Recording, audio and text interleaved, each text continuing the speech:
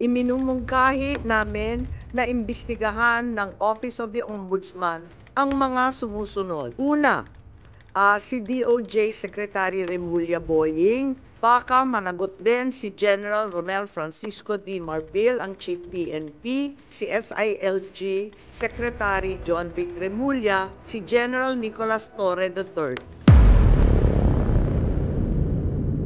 Once again, I would like to announce that the Committee on Foreign Relations has further findings following up on the preliminary findings initially issued several weeks ago. Matapos ang tatlong hearing, tatlo na naman ang aming findings at natuklasan. Unang-una, ang pag-aresto at pagsuko kay dating Pangulong Rodrigo Duterte sa ICC ay klarong may motibong politikal.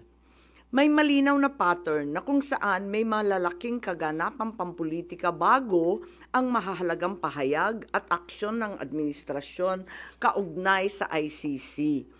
Makaraang magsimulang magpahayag si PRRD ng mga batikos laban sa People's Initiative o sa pagpapalit ng ating saligang batas, sumagot ang ating Pangulo na ang Pilipinas ay isang open country at kikilos lamang ang gobyerno kung may illegal na gagawin ng ICC.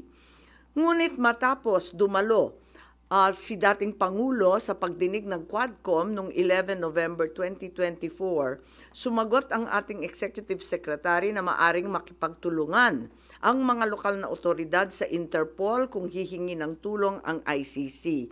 Biglang nagbago ang tunog ng gobyerno. Matapos kumambyo ang ilang pro-administration congressmen tungkol sa impeachment labang kay VP Sara dahil sa napakalaking peace rally ng INC noong Enero 13, bumalikwas ang administrasyon sa pamamagitan ng pagkatha ng Oplan Tugis or Operation Pursuit sa Ingles na rineport ng New York Times kasunod ng pahayag ng kalihim ng katarungan na bukas ang administrasyon makipag-usap na sa ICC tungkol sa ilang pamamaraan ng kooperasyon. Maliwanag ang pag-aresto kay dating Pangulo ay bahagi ng malawakang pagsisikap ng gobyerno na pabagsakin ang mga Duterte bago mag-2028 election pa.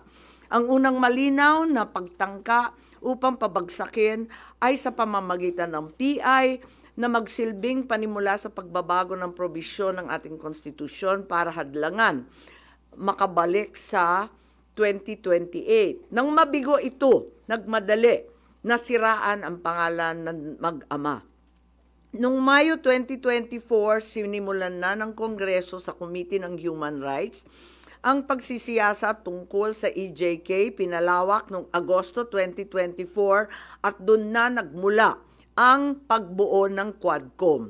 Dumating sa bansa ang mga kinatawan ng ICC noong October 2024. At sa tulong ng gobyerno, nakalap nila ang mga dokumentong kailangan para makakuha ng warrant of arrest. Samantalang nagsagawa ng sarili nitong investigasyon, ang DOJ naman hinggil sa EJK noong ika-4 ng Nobyembro sa pamamagitan ng kanilang Memo 778. Dahil nananatili pa ring banta si VP Sara kahit wala na ang tatay niya, nagsagawa naman ang Kamara ng investigasyon sa confidential funds ng OVP at sa huli na-impeach si VP. Napatunayan ang motibong politikal na napag-aresto sa turnover kay PRRD sa pamamagitan ng mid-election final campaign sprint action plan ng Lakas CMD noong nagtipon-tipon ang matataas ng opisyal noong petsang 22 ng Abril. Nakaraang ilang linggo lamang, inilarawan ang mga nagawang mga Oplan Horus, isang operasyon na inilunsad noong Abril 2024 na naglalayong pabagsakin ang dalawang Duterte.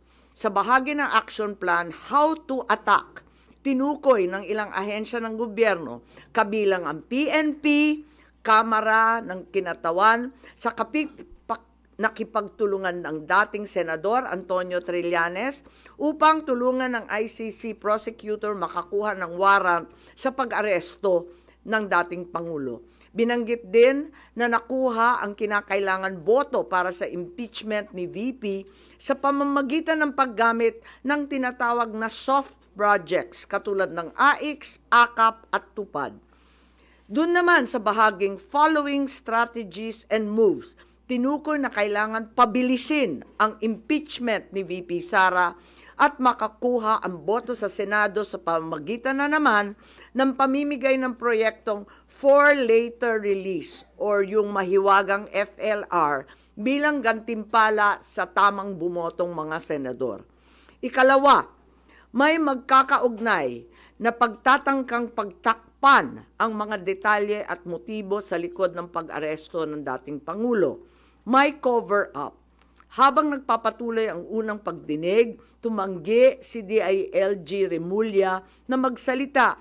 Tanungin siya tungkol sa panayam kay Pinky Webb, kung saan sinabi niya na group effort ang pag-aresto at in-invoke pa ang executive privilege samantalang lumabas na sa media.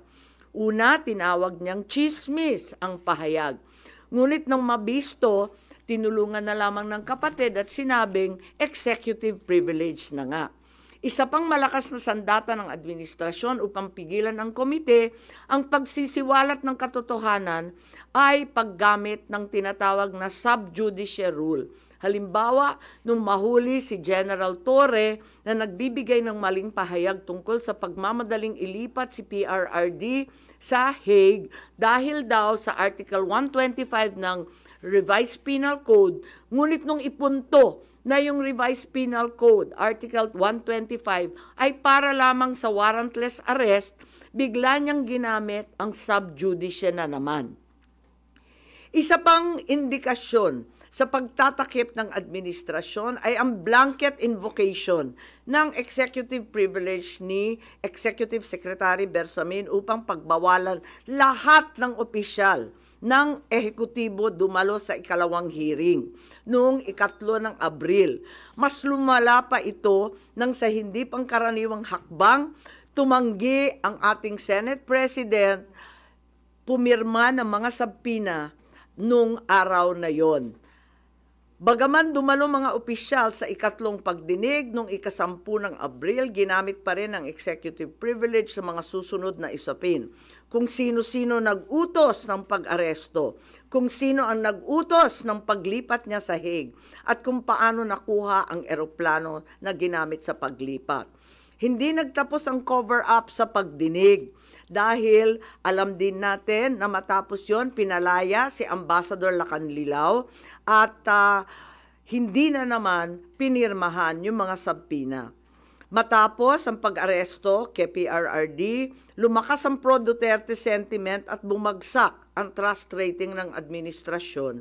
Ayon sa isang mapagkakatiwalaang source, naglunsad na ngayon ang administrasyon ng isang communication plan upang ilihis ang atensyon ng publiko patungo sa mga issue ng West Philippine Sea at di umanong disinformation ng mga tinatawag na China trolls ng kanilang embassy.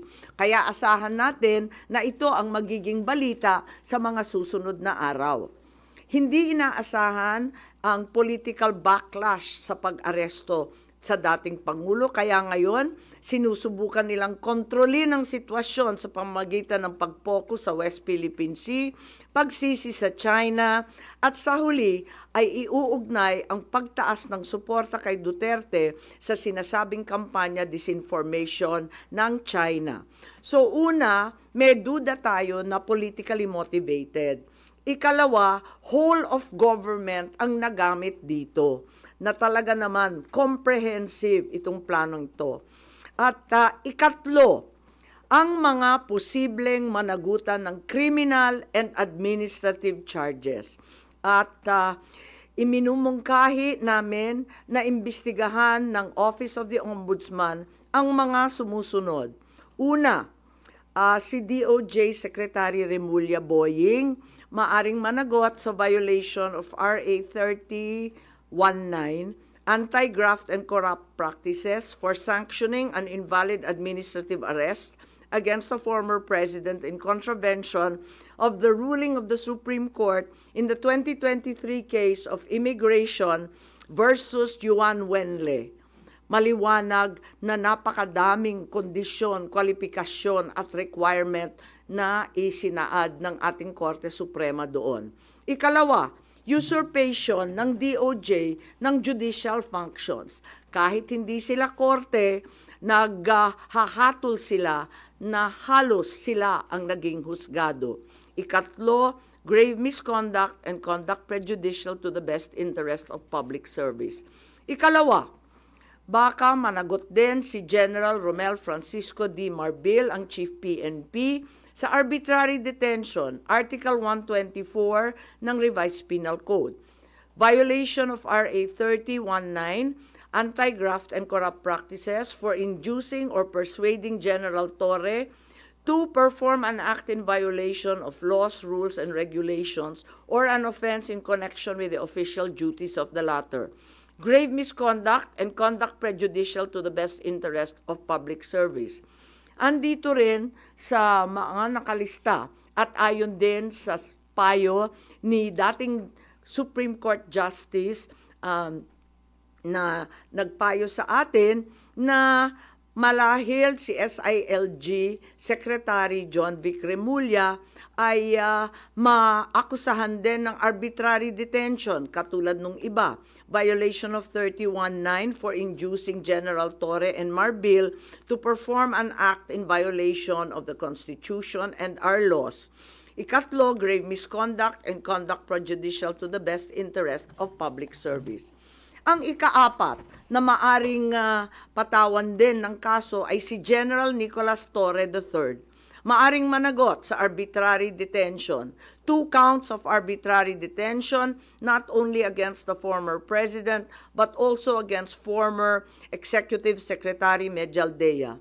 Ikalawa, violation of RA 7439 for not allowing the former president to be visited by VP Sara, both his daughter and his named counsel, and for forcing the former president's lawyers to leave him.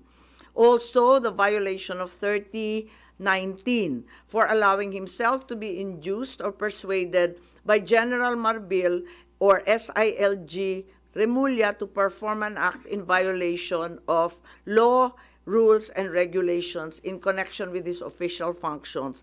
Grave misconduct and conduct prejudicial to the best interest of public service ay maaari ring ipataw laban kay General Torre. Ikalima, Ambassador Marcos V. Lacanilao. Maaring managot sa usurpation of official functions, Article 177 of the Revised Penal Code, pagsisinungaling sa ibang kaso at perjury sa ilalim ng Article 183 of the Revised Penal Code, false testimony in other cases, and perjury in solemn affirmation under Article 183 of the Revised Penal Code, at conduct prejudicial to the best interest of the service. So ito ang further findings namin. Hindi ko masara yung investigasyon kasi marami pa ring mga issue katulad ng sinong tumulong sa ICC, yung tungkol sa eroplano na nanatiling bukas at masalimuot.